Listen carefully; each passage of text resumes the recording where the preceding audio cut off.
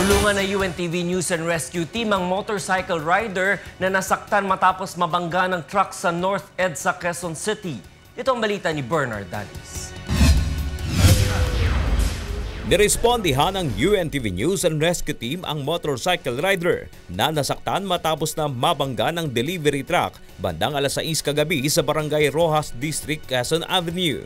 Nakahandusay ang motorcycle rider na kinilalang si Benedict Garcia, 28 anyos na nakatira sa Barangay Tatalon ng datna ng UNTV News and Rescue. Namamaga ang kanang tuhod ni Benedict at idinadaing ang pananakit ng kanyang kaliwang paa na kaagad nilapatan ng pangunang lunas.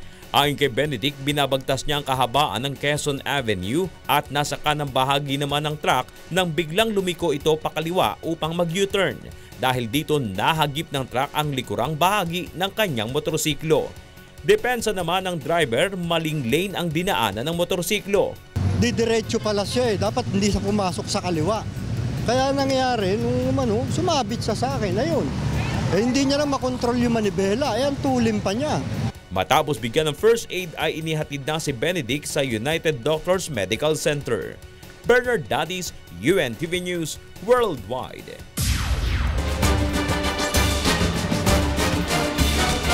Tulong muna bago balita.